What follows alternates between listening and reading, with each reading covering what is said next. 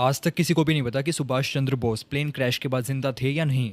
अब देखो 18 अगस्त साल 1945 सुभाष चंद्र बोस साइगांव जो कि आज के दिन वियतनाम में है, वहाँ से वो ताइवान में ताइकोउ एयरपोर्ट पे रुके थे। लेकिन जब वो उस टाइम पर ताइवान जो कि उस टाइम पर जापान के अंडर था, तो वो वहाँ से जा रहे थे प्लेन में, तभी उनका प्लेन क्रैश हो जाता है। वो डेट थी 18 अगस्त 1945। अब देखो ऐसा कहा जाता है कि सुभाष चंद्र बोस यूएसएसआर या फिर जिसे हम सोवियत यूनियन भी कहते हैं, वो वहाँ पर हेल्प के लिए जा रहे थे इंडिया की इंडिपेंडेंस के लिए। क्योंकि देखो सुभाष चंद्र बोस गांधी जी की नॉन वायलेंस की थ्योरी में बिलीव नहीं करते थे। वो ये मानते थे कि अब तो हमें हमारे देश को खुद ही आज़ाद कराना पड़ेगा। अब देखो जब उनका प्लेन क्रैश हुआ था तो आज तक भी उनकी बॉडी नहीं मिली है। अब इस इन्वेस्टिगेशन के लिए साल 1956 में शाह नवाज कमेटी फॉर्म हुई थी, जिसके चेयरमैन थे शाह नवाज खान, जो कि सुभाष चंद्र बोस के करीबी थे।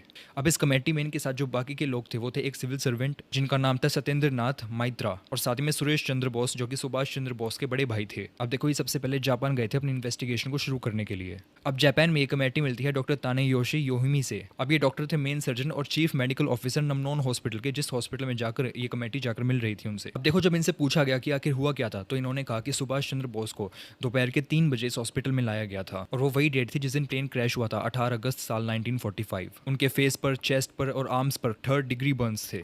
उन्होंने ये भी बताया कि वो थोड़ी देर के लिए होश में तो थे, और उन्होंने अपने आप को सुभाष चंद्र बोस के नाम से बताया। उन्हें मॉर्फिन पेन किलर भी दी गई थी, लेकिन बाद में उनकी हालत खराब होने लग गई थी। और बाद में उन्होंने ये भी बताया कि उसी दिन रात के 9 बजे सुभाष चंद्र बोस की डेथ हो जाती है हार्ट फेलियर की वजह से।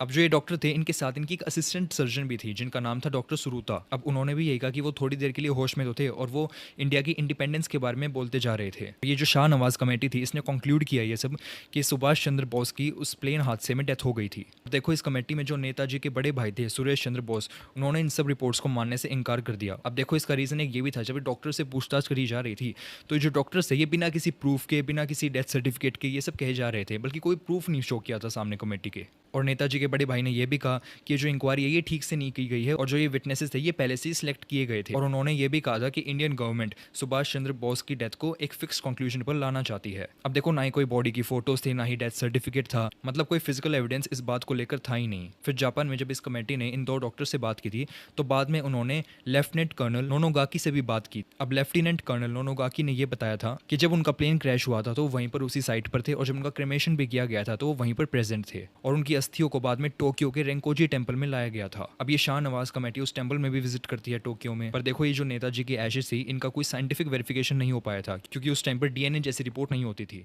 फिर देखिए शाह नवाज कमेटी बाद में ताइवान में भी गई थी जापान के बाद, उस क्रैश साइट पर जहाँ पर प्लेन क्रैश हुआ था। अब देखो इसकी कोई भी ऑफिशियल इन्फॉर्मेशन नहीं है कि वहाँ पर शाह नवाज कमेटी ने ताइवान की गवर्नमेंट से या फिर अथॉरिटी से क्या बात की थी। फिर इसके बाद ये कमेटी बैंकॉक भी गई थी, वहाँ पर ये फ्लाइट की वेरिफिकेशन करने गए थे। फिर इसके बाद ये वियतनाम में गए, वहाँ पर भी इन्होंने फ्लाइट की वेरिफिकेशन की थी। पर अब देखो ये सारी इन्फॉर्मेशन कलेक्ट करके इन्होंने देखो बिना किसी प्रूफ के, बिना किसी डेथ सर्टिफिकेट के और बिना किसी बॉडी की फोटो के ये मान लिया था कि सुभाष चंद्र बोस की जो डेथ हुई थी वो एक प्लेन क्रैश में ही हुई थी। लेकिन जैसा कि मैंने पहले कहा था, इस बात को उनके बड़े भाई सुरेश चंद्र बोस ने नहीं माना था। फिर इसके बाद एक और इन्वेस्टिगेशन की गई थी खोसला कमीशन के अंडर, जो कि चली थी साल 1970 से लेकर साल 1974 तक। पर देखो अब इसमें भी यही कंक्लूजन निकलता है कि नेताजी की जो डेथ हुई थी वो एक प्लेन क्रैश में ही हुई थी। बाद में साल 1999 से लेकर साल 2004 तक एक और इन्वेस्टिगेशन चली थी, जो कि मुखर्जी कमीशन ऑफ इंक्वायरी के नाम से थी। पर देखो अब जो इसमें कंक्लूजन निकलता है ना, वो इन दोनों रिपोर्ट से अलग था पिछली वालियों से।